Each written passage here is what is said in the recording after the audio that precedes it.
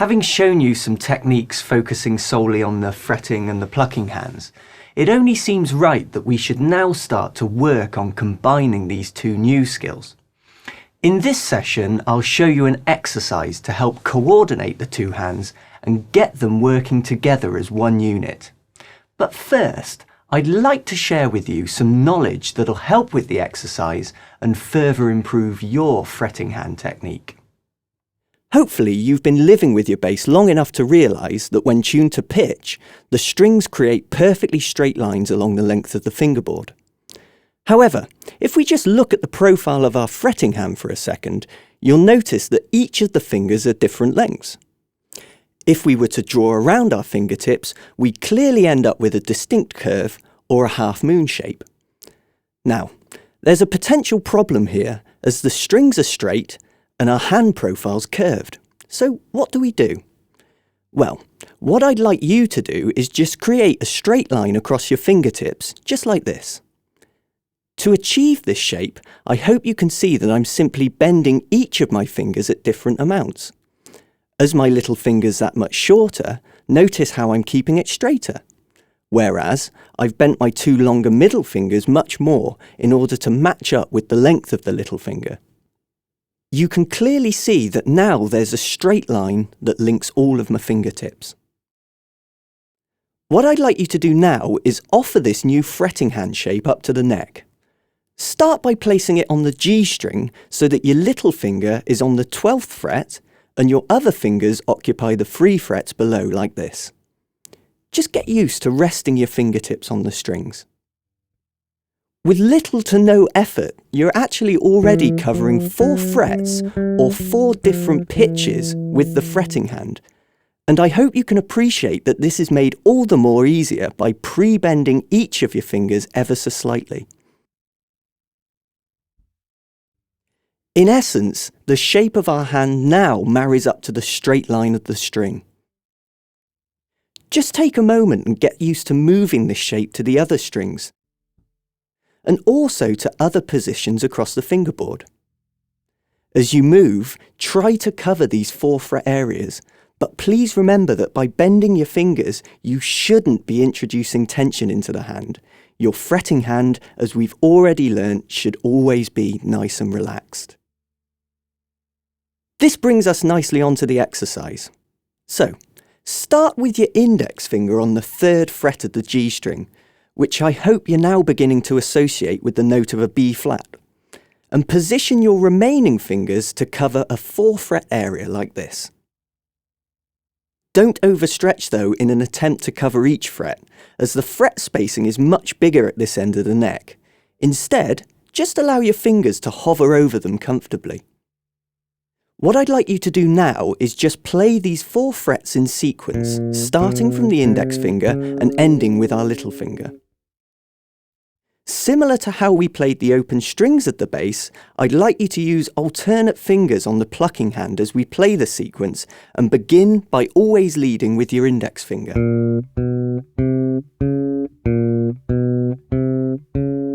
To help you better understand, just play along with me as I repeat this 4 fret sequence 3 times. As we play, make sure you're using the good fretting and plucking techniques that I've already shown you. Okay, after 4. 1, 2, 3, 4. 1, 2, 3, 4. 1, 2, 3, 4. 1, 2, 3, 4. Hopefully, you've now got that pattern under your fingers, so let's develop this a little further.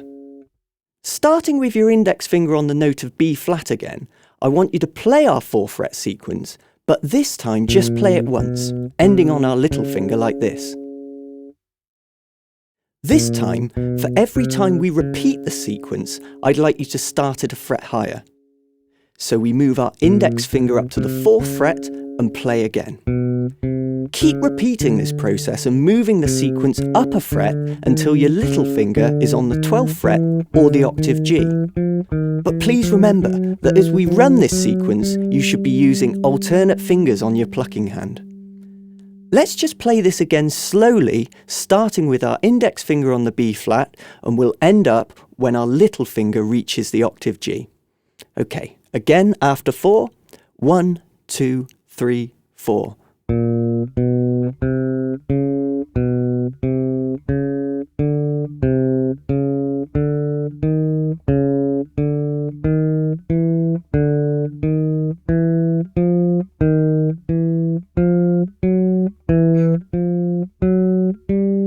Okay, now that we've made it up to the 12th fret, I'd like you to now reverse the sequence so that you're this time playing down the neck, like this. Again, every time you finish playing a 4-fret group, move your fretting hand down a fret and repeat the sequence. This time, we're starting on our little finger. Keep going with this until you're back where you started with your index finger on the B flat. Let's just play this new sequence together so you can get an idea of how it feels under the fingers. So, starting from the octave G on our little finger, here we go. 1, 2, 3, 4.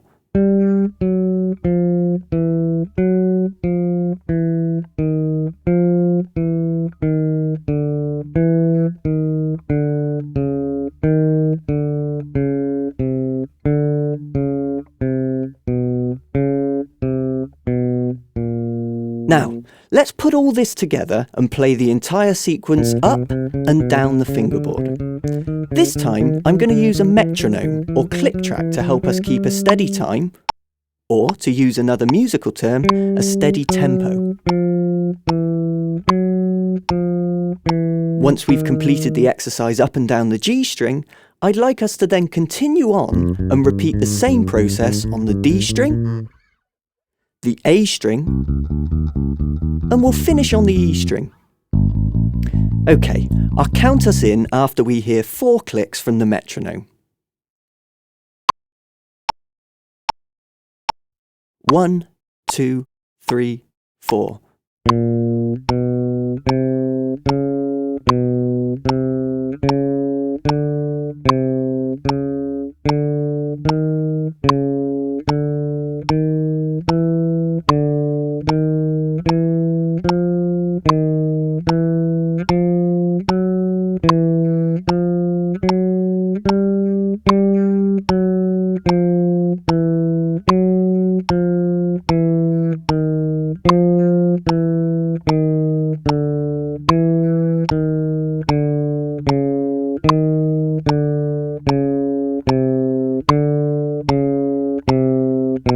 Okay, get ready to move down onto the D string.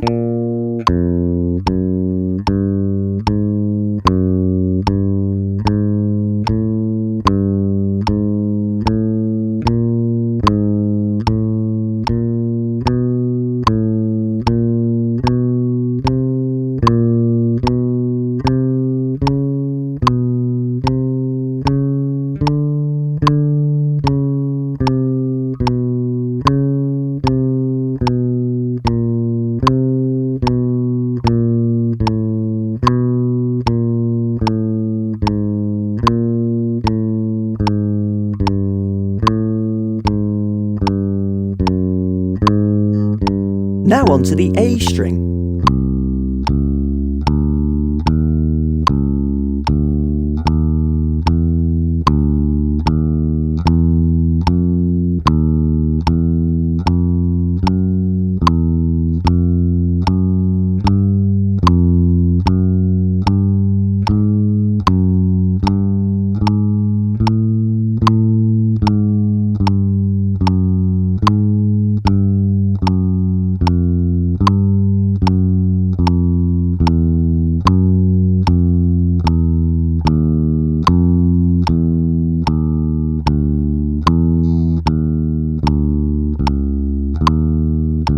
Finally, the E string.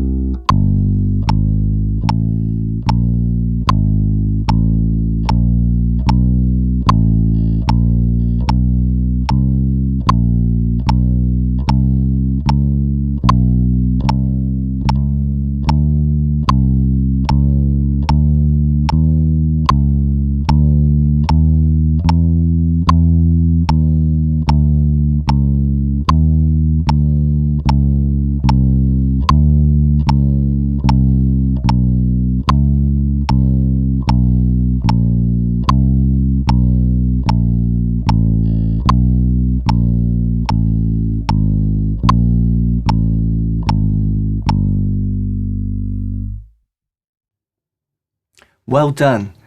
I can appreciate how hard this exercise seems at first, but please stick with it. I promise it will make a difference. If it seemed too easy for you at that tempo, then just practice it again with the metronome set a little quicker. For your information, we played that at 75 beats per minute. As you work on this, always ensure that you're fretting the notes cleanly to get a good sound, keeping both hands nice and relaxed, and try not to forget to use alternate fingers on the plucking hand. Now, if you want a real workout that exercises the brain as well as the fingers, then try saying the note names out loud as you play them up and down the fingerboard throughout the exercise. Not only will you be learning how to coordinate both hands together, but you'll also be developing your knowledge of the fingerboard at the same time. So what are we waiting for? Let's get practicing. Keep it up and I'll see you soon.